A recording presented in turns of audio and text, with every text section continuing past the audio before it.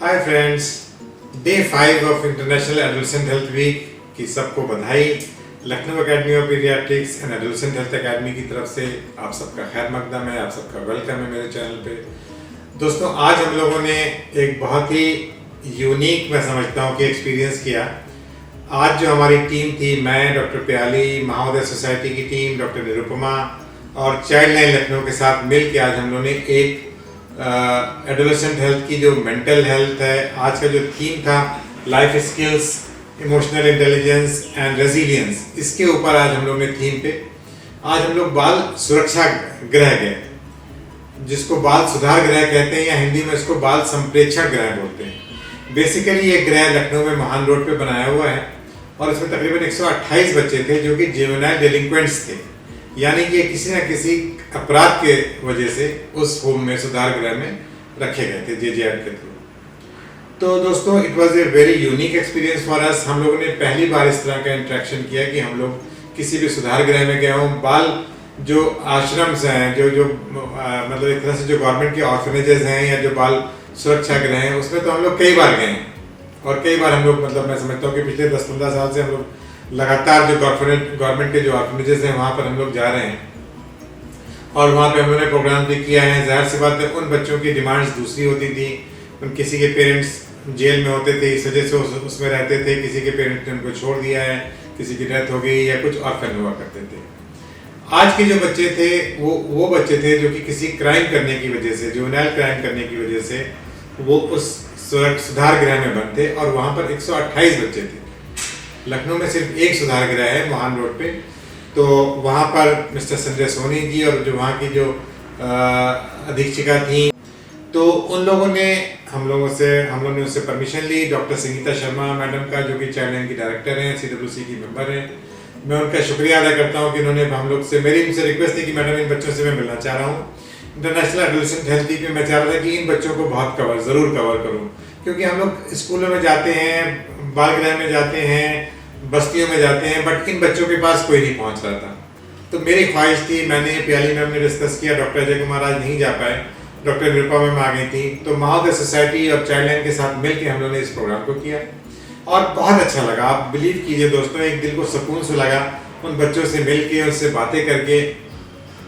हम लोगों ने आज ये रिस्टबैंड बनवाया था जिसको हम लोगों ने फ्रेंडशिप बैंड के नाते उन बच्चों को, अगर आप मैं करीब से दिखा सकूँ, तो ये हम लोगों ने फ्रेंडशिप बैंड उन सबके बच्चों के हाथ में बांधे और उन सब से दोस्ती का वादा किया और ये वादा किया कि हम लोग अक्सर रेगुलर, मैं समझता हूँ कि 3-4 महीने के इंटरवल्स पे आते रहेंगे, क्योंकि सब बार बार कहते थे कि सर हम लोग के पास फिर आइएगा, फिर आइएगा। दे वर वेरी हैप्पी।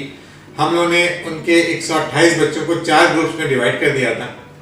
एक ग्रुप्स में उनसे लाइफ स्किल्स की बातें हो रही थी, एक ग्रुप ने उनसे करियर काउंसलिंग की बात करी। हम लोगों ने, जैसे मैंने, सब्सटेंस अब्यूज़ और यहाँ से निकलने के बाद रिहेबिलिटेशन की बात करी। डॉक्टर प्याली ने उनको कहानी सुनाने के फॉर्म में उनके एक तरह से मेंटल स्ट्रेंथ को बढ़ाने के लिए और उनमें रेजिलियंस लाने की बात करी। ज़्यादातर बच्चों में एक बदले की भावना थी कि बाहर निकलूंगा तो छोड़ूंगा नहीं।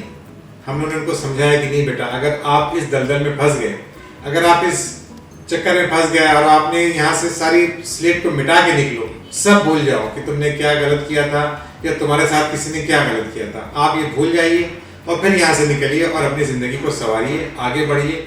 बच्चों से जब पूछा गया कि आप 5 साल में क्या बनना चाहोगे, तो उसमें 1-2 लोगों ने तो ये बताया कि हम सिविल सर्विस का एग्ज़ाम देना चाहेंगे, किसी ने कहा मैं इंजीनियरिंग करना चाहूँगा, किसी ने कहा मैं बहुत अच्छा मैकेनिक था, मैं अपना वर्कशॉप खोलना चाहूँगा। बट ज़्यादातर बच्चों के मन में ये था कि हमारे पास हमारे कैरियर पे एक दाग लग चुका है, तो हमें कौन जॉब देगा, कौन क्या करेगा।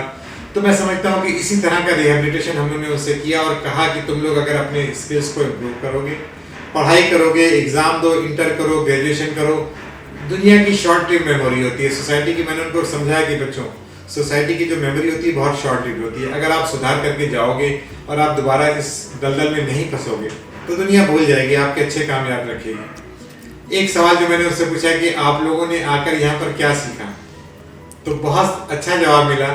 सब ने ये बताया कि यहाँ पर आके हमें रोटी की कदर पता चली। माँ की जो रोटियाँ थी वो हम लोग बुरा कहते थे कि माँ जो खाना बनाती थी उसको हम लोग कहते थे कि माँ तुमने कैसा खाना बनाया है। आज हमें उस खाने की वैल्यू पता चल रही है, आज हमें समय की कदर पता चल रही है, आज हमें आज़ादी की कीमत पता चल रही है, आज हमें ये पता चल रहा है कि अगर हमें दुनिया में किसी से मिलने नहीं दिया जाएगा तो हमारे ऊपर क्या गुजरेगा। हम लोगों का भी यही था कि तुम लोग बेटा इस वक्त को एज ए पॉजिटिव यूज करो। जाने के बाद जो भी तुम यहाँ पर सीख रहे हो, आपस में भाईचारा सीखो, आपस में सब्सटेंस अब्यूज, सिगरेट विगरेट आप छोड़ दो, क्योंकि जो बुराई का जो चक्र है उस शुरुआत होता है एक बुरी सोहबत से, फिर नशे से, फिर क्राइम से, और दे एंड अप इन दीज सुधार गृह। तो आज हम लोग ने उनसे बहुत बातें की, बहुत अच्छा लगा, दिल भर भी आया, कुछ बच्चे रोने भी लगे, कुछ बच्चे जज्बाती हो गए, बहुत से ऐसे बच्चे थे कि जिनको लग रहा था कि उन्हें फंसा दिया गया है, और ये सच्चाई भी है कि कुछ लोगों को गैर ज़रूरी मतलब केस में फंसा के बेचारों को भेज दिया गया था। बट जो उनके सुधार गृह के जो डॉक्टर साहब थे उनसे हम लोगों ने बात की कि मैडम इसमें से कितने बच्चे आपके पास वापस लौट के आते हैं, जो क्राइम करके निकल जाते हैं उसमें से कितने बच्चे लौट के वापस आते हैं। तो उनका ये कहना था कि ज़्यादातर बच्चों को हम लोग बहुत अच्छे से रिहेबिलिटेट करते हैं और वो फिर दोबारा क्राइम की दुनिया में नहीं जाते हैं। 2 या 3 बच्चे उन्होंने ऐसे बताए कि जो कि बिल्कुल एक तरह से प्रोफेशनल बन गए हैं, क्योंकि उनकी फैमिली भी ऐसी चोरी चकारी करती है, तो वो जाते हैं और फिर चोरी चकारी करते हैं और फिर आके हमारे सुधार गृह में आ जाते हैं। तो दोस्तों इस तरह से आज अच्छी बातें हुई, अच्छा लगा हम लोग को बात करके। हम लोगों ने उससे ड्राइंग कंपटीशन भी कराया और उनको प्राइजेस भी दिए। They are very creative. किसी तरीके से वो बच्चे, हमें नहीं लग रहा था कि इन्होंने इतने बड़े बड़े क्राइम्स किए होंगे। ज़्यादातर अफसोस की बात है कि बच्चे वहाँ जो जमा थे उसमें से 80% उन्होंने बताया कि दे आर सब रेप के केसेस में आए हैं। तो ये भी एक हमारे लिए दुख की बात है कि हमारा समाज कहाँ जा रहा है। माँ बाप की ट्रेनिंग ज़रूरी है, बहुत कॉम्प्लेक्स हमारी सोसाइटी है। I think we need to, हमारे सोसाइटी में सुधार की ज़रूरत है। दुख हुआ जाके, अच्छा भी लगा उन बच्चों से बात करके। ये लगा कि उनको ज़रूरत है एक सपोर्ट की, और हमारा सपोर्ट उनको मिलना चाहिए। बीच बीच में काउंसलिंग उनकी होनी चाहिए ताकि वो लोग बच्चे अपनी सही राह पे चलें और यहाँ से निकलने के बाद किसी भी गलत कदम को ना उठाएं और दोबारा इस दलदल से छुटकारा पा सकें। ठीक है दोस्तों, तो आज की ये हमारी बहुत एक्टिविटीज़ थी। मैं समझता हूँ कि आप लोग को पिक्चर्स के फॉर्म में हम लोग दिखाएंगे। बच्चों के चेहरे नहीं दिखाने का उनसे रिक्वेस्ट है कि सोशल मीडिया में आप बच्चों के चेहरे मत डालें, क्योंकि वो अच्छी बात नहीं है। तो बच्चों की फोटोग्राफ्स में नहीं पोस्ट करूँगा, बट आज का जो हमारे कार्यक्रम हुआ है उसका फोटोग्राफ्स में डाल रहा हूँ, आप देख सकते हैं।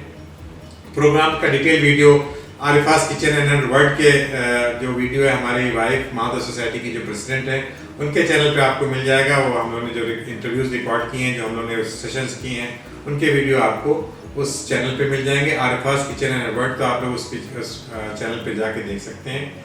तो ठीक है दोस्तों, तो आप लोग इस चीज़ को देखिए, और मैं समझता हूँ कि लोगों को आगे आना चाहिए और इन बच्चों को रिहेबिलिटेशन में मदद करनी चाहिए। Thank you very much, bye bye, take care, see you.